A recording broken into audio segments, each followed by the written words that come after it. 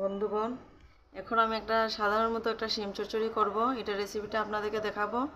আপনারা মন দিয়ে দেখবেন, মনোযোগে দেখবেন আমি কিভাবে রান্না করছি। আর বাকি যা আইটেম রান্না করেছি এমনি দেখিয়ে দেবো, ওগুলার কোনো কিছু বলবো না। আমি পরিমাণ মতো তেল দিয়ে দিলাম, তাতে দিয়ে দিলাম আমি একটা শুকনো মরিচ ছিঁড়ে,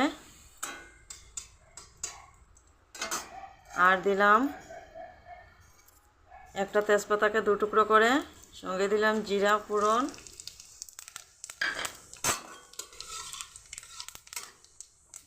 জিরা কালো হয়ে আসলে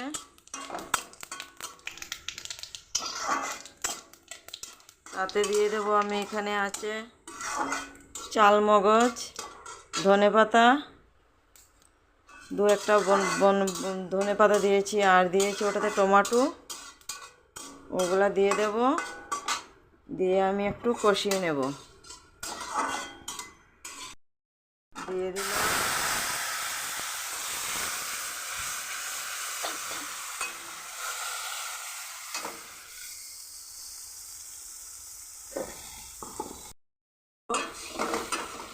হলুদ গুঁড়ো, দিয়ে দিলাম পরিমাণ মতো মরিচ গুঁড়ো, তাতে দেব একটু জিরা ধনে গুঁড়ো,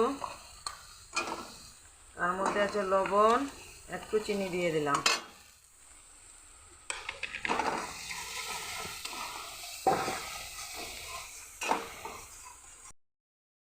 এখন আমার এই মশলাটা কষিয়ে নিয়েছি, এখন তেল বের হয়ে এসেছে। এখন আমি দিয়ে দেব সবজিগুলা, অল্প বেগুন, তাতে আছে আলু, শিম,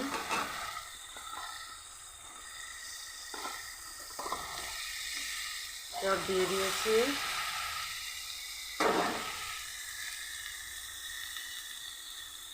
এটাতে আমি একটু নাড়াচাড়া করে একটু জল দিয়ে দেখে দেব।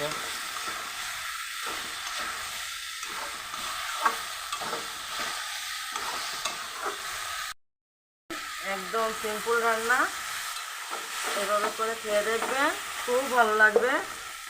আমি সবসময় এভাবেই রান্না করি, কেননা আমার মেয়ের বাবা ওভাবে খেতে খুব ভালোবাসে, তাই।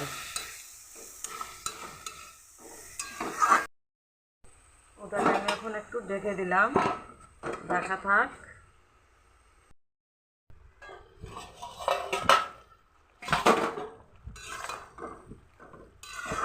বেগুনটা দিয়েছি, সবজিটা একটু মাখা মাখা হবে, তাই শিম চচ্চড়িতে বেগুন দিলে খুব ভালো লাগে খেতে। আর আজকে এর সাথে আছে আমাদের লাউ দিয়ে ডাল করেছি, মুসুরির ডাল, নিরামিষ সম্বাস, আর বেগুন ভাজি। তার সাথে আছে লাল শাক। লাল শাকটা কালকে আবার তৈরি করব নিরামিষ। কালকে লাল শাকটা কীভাবে রান্না করেছি দেখাবো। নেব, কষে জল দিয়ে দেব।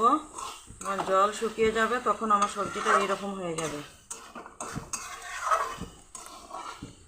এই যে সিদ্ধ হয়ে গেছে, অল্প জল দেব। হ্যাঁ, আমার সবজিতে অল্প জল দিতে হবে। কীভাবে কষাচ্ছি আমি, আপনারা দেখেন, কালারটা খুব সুন্দর এসেছে। কালারটা লাল আসবে না, একটু এই টাইপের কালার থাকবে, দেখতেও সুন্দর। বাস, আর জল দেব না, হয়ে গেছে।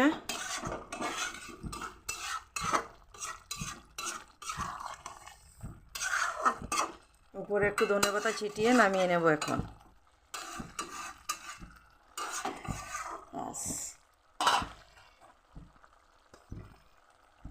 অল্প ধনেপাতা দিয়ে দিলাম। এখন আমি ঢাকা দেব। ভিডিওটা শেষ করার আগে বলে দিলাম, একটু শেয়ার করে দেবেন, একটা লাইক করে দেবেন, সাবস্ক্রাইব করে দেবেন। এটাই রইল আমার কথা। এখন আমি ভিডিওটা রাখছি।